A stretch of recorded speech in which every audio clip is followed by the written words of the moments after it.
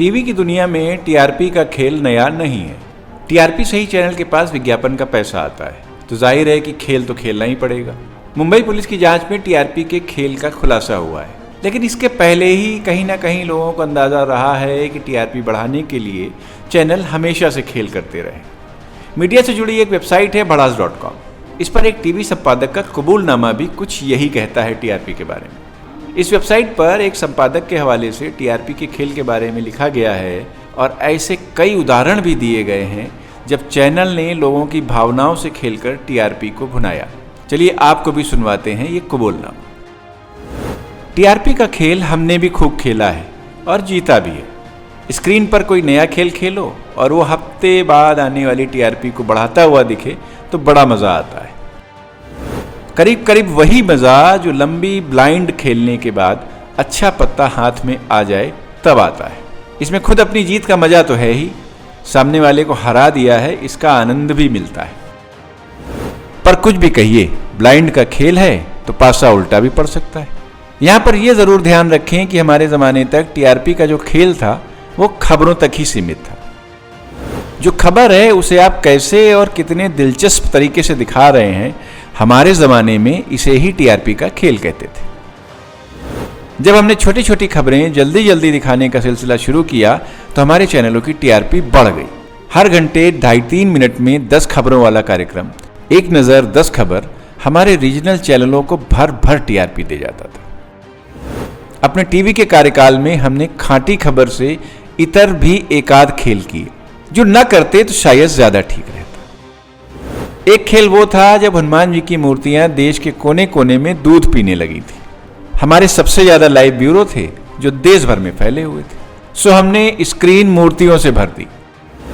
हम वैज्ञानिकों, रैशनलिस्ट वगैरह से बार बार ये भी कहलाते रहे कि ये सब झूठ है, लेकिन हमें जल्दी ही पता चल गया कि इस खेल का जनता पर असर ठीक नहीं रहा। ये देश में साइंटिफिक टेम्पर फैलाने की संवैधानिक वचनबद्धता का भी उल्लंघन था। हालांकि उस दिन हमें झोली भरकर टीआरपी मिली थी, पर हमने फिर कभी ये खेल नहीं खेला। ऐसा ही एक वाकया बद्रीनाथ के कपाट खुलने के लाइव प्रसारण का भी है। चूंकि हम पहाड़ के ही हैं, इसलिए लगा कि इस घटना का लाइव प्रसारण करना चाहिए। इस धार्मिक घटना का एक ऐतिहासिक व्यापारिक पहलू भी है।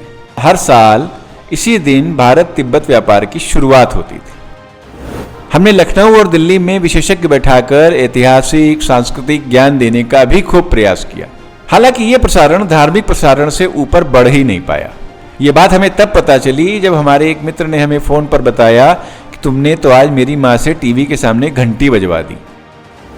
टीआरपी तो खूब मिली, लेकिन हमने अगले साल गंगोत्री की कवरेज के बाद केदारनाथ के कपाट खुलने का लाइव प्रसारण का अपना इरादा बदल दिया। हम न्यूज़ चैनल चला रहे थे तो वहाँ समाचार की ही प्रमुखता होनी चाहिए, लोकप्रिय कंटेंट की नहीं। धार्मिक विषयों के लिए तो अलग से चैनल भी हैं।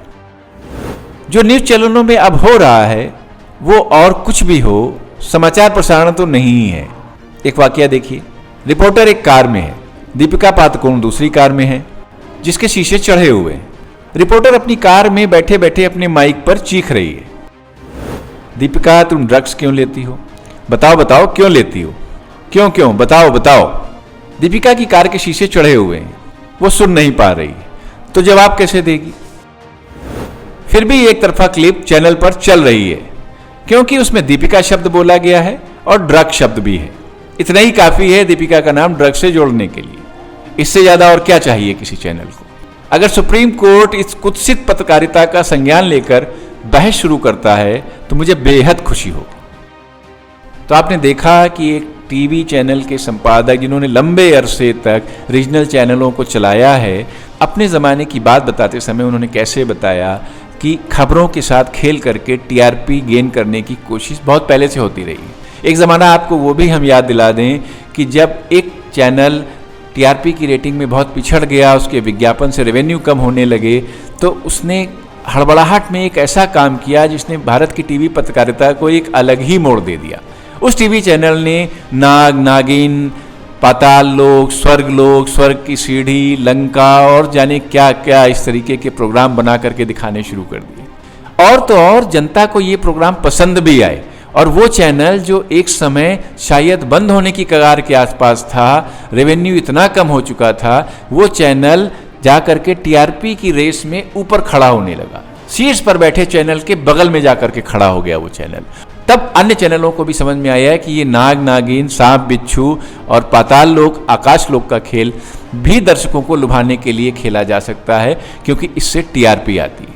वहां से भी शायद टीआरपी का खेल एक नई दिशा में चल पड़ा।